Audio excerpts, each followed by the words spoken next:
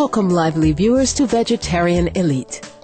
On today's program, we are honored to feature the elegant and multi-talented American performing artist, Miss Trina Parks. An actress, vocalist, choreographer, dancer, and dance lecturer, Miss Parks has mastered all of these arts to perfection, using her God-given gifts and extraordinary perseverance.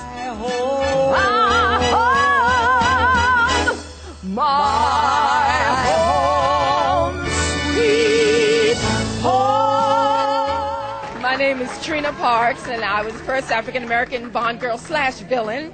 My character was Thumper, and I am a vegetarian, strict vegan, and I just love that you have Supreme Master Television, because I'm definitely going to watch it, because I agree with that. Minnie had a heart as big as a well. As a vivacious actress with a unique presence, Miss Parks has appeared in TV specials with famous American actors Dean Martin and Sammy Davis Jr. She is perhaps most praised and remembered until today for making cinematic history as the first African-American woman featured in a James Bond film, Diamonds Are Forever, starring Scottish actor Sean Connery. Born to dance, Miss Parks has mastered multiple dance styles and traveled the world as the lead performer with a number of prestigious dance companies. On top of it all, Miss Parks has been a vegetarian and now a vegan for over 34 years. Although having passed on when Miss Parks had just been born, her mother, an interior decorator, had somehow intuitively known that her unborn daughter would become a performing artist. Miss Parks' father was a great jazz musician who was constantly on tour, yet made the time to instill in Miss Parks knowledge that would bring to life her mother's words. You're a multi-talented artist sensation, an actress, vocalist, choreographer, principal dancer, and dance instructor. You grew up with a famous saxophonist father and graduated from the New York High School of Performing Arts with a major in modern dance with the Martha Graham technique. Do you consider yourself born to be a performer? Because you're certainly talented. Well, actually, it was so funny because I was told by my aunt that my mother said that I was going to be a performer. Really? And I actually found this out in my adult life. It had to be maybe 25 years ago. Yeah. She told me this. Wow. You've worked with many different dance companies as the principal dancer. How do you describe your evolution as a dancer through these many experiences? Oh my gosh, it was so many. Starting out at the High School of Performing Arts, I did my audition for the high school performance in New York, but I wasn't sure if I really wanted to do this dance or not, because ironically, I also applied for the Bronx High School of Science. Which is two completely separate Completely fields. separate. Okay. I was very good in getting projects together, terrible in math, but I just was good in science. I just applied for all these three schools and all. I was accepted in the Bronx High School of Science. I obviously was accepted in High School of Performing Arts, and then they asked me to come back and do the dance again. Anyway, that's how it all started in the school. I had the most wonderful teachers, Martha Graham teachers. One was Norman Walker, who was in her company, and one of her dancers in the, let's say, 50s.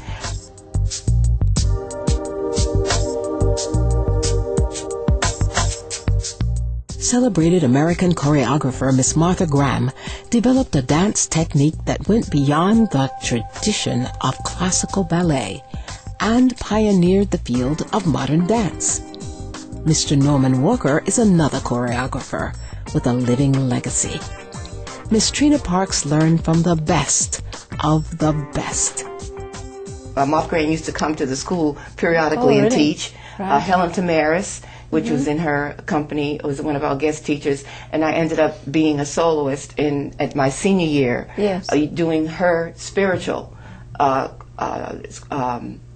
Negro spiritual. She choreographed way back in the late 30s. Right. I was chosen to do a Swing Low Sweet Chariot.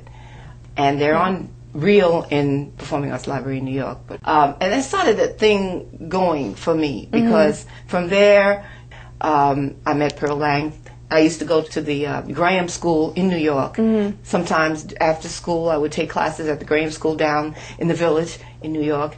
And I also started going to Catherine Dunham School, which is a completely different technique. It sounds like you've worked very hard in your career. That I was all about dance. Yeah. I was all about dance. Miss Parks shares some of her memorable and humorous moments of performing live on stage, tales that reveal her winning spirit. I was with the Chester Whitmore Dance Black Ballet Jazz Company. We were touring Europe. This was about around the 80s. I was wearing high heels in the number that I was doing. Yeah.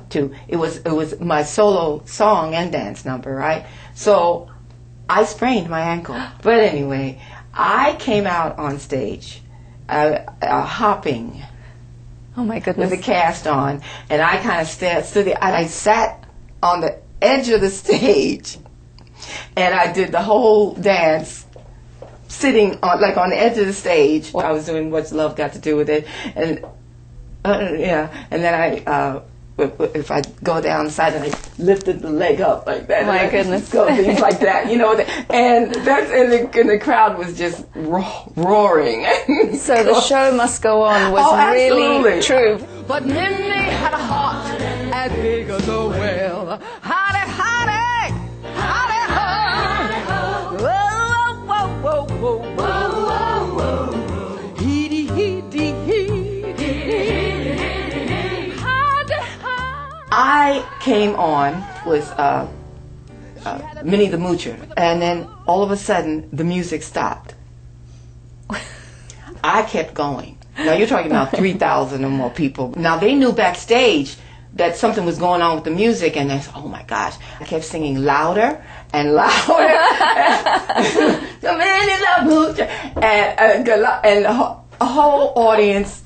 I mean, they were just clapping. I mean, I didn't do that. I just kept going. I mean, what are you going to stand there? Okay, where's the music? No. You got an audience there. So I just kept going and louder and louder. And I got to the very end section of the song. And the music came back on, and I was right on to the harmony. music. Wow. I surprised myself. Wow. And I was, oh God, I thank you, God. And I got a standing ovation. I bet you so did. Happy, and I almost clapped myself, when I was leaving. That's amazing. I always feel that a true singer really doesn't need music, because your voice is the music itself, isn't it? Really? Right. That's so true. Yeah, right. yeah. And I've done Broadway, a lot of Broadway and the theater and all, and you project, because you know how to breathe anyway from my dancing experience from the beginning of dancing. You're breathing from your abdomen, at your stomach, all through, and it helps in your singing. And so, this is what I have been trained to do for years before. So you project to the last person in the audience. Yes. Yeah. So that's what I did. Wow. Miss Parks accredits a part of her natural abilities to her talented father, Mr. Charles Frazier, a jazz musician who performed with the legendary Duke Ellington and also played lead sax for the famous Cab Calloway Orchestra. When her father took young Trina to her first piano lesson when she was 9 years old, little Trina jumped up from the bench and started to dance instead of staying seated to practice the piano. Needless to say, dancing came very natural to her from the very beginning. My father was in Chicago with Cab's band when I was born. He taught me so very much about loving, and he's a musician, and he's been around everything. He played with Cab Calloway. He was Jimmy Lunsford before that, Chris Calloway back in the 30s and 40s. But he knew all the people, the singers, Dinah Washington. He played at the Apollo several times, and he taught me to be very humble. Daddy didn't smoke, and he taught me those values. the values of being honest, being straightforward with people. I knew all kinds of music because he taught music also. He taught classical music because he played the flute. He played all the wind instruments. He ate healthy. He did. And he was so much of an influence to me, character-wise. He loved children. He loved animals.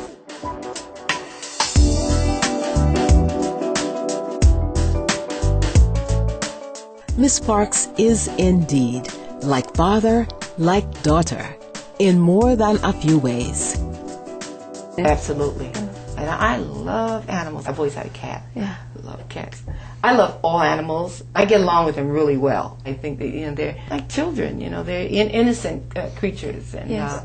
And they're loving. And unless they have a master that makes them not, I think that in most cases they are. Yeah. And they can be wonderful, wonderful companions, especially like the people in hospitals and all. And you can see how they have animals come to hospitals and do that and befriend the people in hospitals, just the senior citizens and all. When did you become a vegetarian, and why? Oh, I've been a vegetarian since about 76. I met someone that was really way before his time. He was into the raw whole thing back, that was 70s, okay? And he started to educating me about meats and what would give me a book to read, and when they do kill the animals, what animals poisons get into each one, and the least are the fish. And so I would say in 76 I stopped weaning off of all meats, and then the last was fish. And what changes have you noticed since becoming a vegetarian? I mean, I feel lighter. And a whole nother body feeling. You don't feel like you're sluggish, I didn't really eat that much meat even before, fortunately. And I remember when I was doing this Broadway, I was eating a hamburger, and that hamburger did something. It just messed my stomach up. So I was thinking about something. I don't eat all this stuff. I don't need this. My breakfast, I'll have all organic foods, but I'll have like organic cereal, and I drink soy milk because I don't drink dairy, no dairy, and I'll have blueberries, cranberries, and peaches in my cereal in the morning.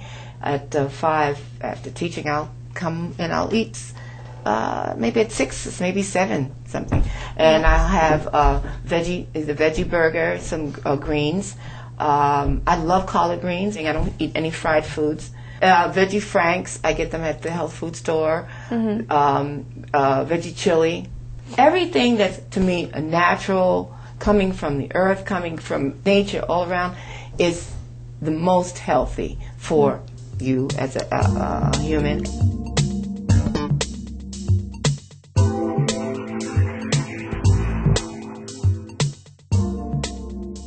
Delightful viewers, this concludes today's edition of Vegetarian Elite. Please join us again next Saturday, February 26th, to find out more about the vibrant life and dazzling career highlights of the gorgeous vegan performance artist, Miss Trina Parks. She'll share more about her thoughts on her plant-strong diet, what it's like being in a James Bond film, her spiritual outlook, and her work to inspire the next generation of performers. What goes in, always shows out on your face. A lot of people that have problems with their skin, and all, it's what they eat. A lot of what they eat. And most of the time, if you're in line in your life with good spirits and godlike qualities, you'll bring that to you. And it will show through your body, through your face, and through your actions and all that. And that's the way I like to be. That's my story. That ends the song. She's a good old girl. Thank you for your pleasant company today. Coming up next is Between Master and Disciples, here on Supreme Master Television. May your inner beauty and grace shine forward to illuminate the world. For more details, please visit www.suprememastertv.com. www.part1.wmv.org/BE.